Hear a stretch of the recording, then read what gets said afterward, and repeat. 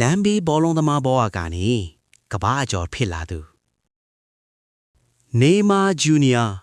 သူဟာဘရာဇီးနိုင်ငံရဲ့ဂုဏ်ဆောင်ကဘာဘောလုံးလောကရဲ့ပါရမီရှင်တူဘော1992ခုနှစ်ဖေဖော်ဝါရီ9ရက်နေ့မှာမွေးဖွားခဲ့တဲ့သူ့ရဲ့ဘဝဟာဘရာဇီးနိုင်ငံမိုဂျီဒက်စ်ခရူးစ်ကနေစတင်ခဲ့ပါတယ်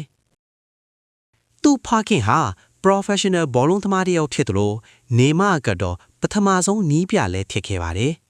ငယ်ငယ်တုန်းကတော့နေမာဟာလမ်းဘေးဘောလုံးပွဲတွေမှာနာမည်ကြီးတဲ့ကလေးတစ်ယောက်ပါ2003ခုနှစ်အသက်17နှစ်အရွယ်မှာတင်နာမည်ကျော် Santos FC ကလပ်ကိုရောက်သွားခဲ့ပါတယ်ပါရမီရှင်လေးရဲ့အစနေမာဟာအသက်14နှစ်မှာတင် Real Madrid Academy ရဲ့ခေါ်ယူခြင်းကိုခံခဲ့ပြီးမြဲ Santos ကလာစာပို့ပေးပြီးဆွဲထားခဲ့လို့ဘရာဇီးမှာပဲဆက်ရှိနေခဲ့ပါတယ်2009ခုနှစ်အသက်18နှစ်အရွယ်မှာ professional ကစားသမားစဖြစ်လာပြီး၄နှစ်အတွင်းမှာတင်အသင်းကိုချန်ပီယံဆုတွေရအောင်ကူညီပေးနိုင်ခဲ့တဲ့အပြင်သွင်းကို54ခုအထိသွင်းယူခဲ့ပါတယ်ဘရာဇီးနိုင်ငံအသင်းနဲ့အောင်မြင်မှုများ2010ကမ္ဘာဖလားမှာ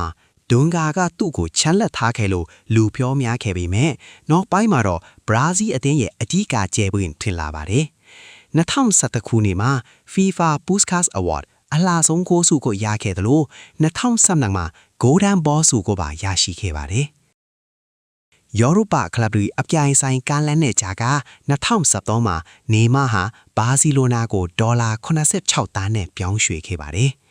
2045ရာသီမှာတော့သူဟာအကောင်းဆုံးပုံစံနဲ့39ကိုအထိသွင်းပြီးဘာစီလိုနာကို Treble ဖလား3လုံးရအောင်ပုံပြီးခဲ့ပါတယ်။မက်ဆီရိုနယ်ဒိုတို့နဲ့အတူဘာလုံးတော်စုနောက်ဆုံး3ယောက်စီးရင်မှလည်းပါဝင်ခဲ့ပါတယ်။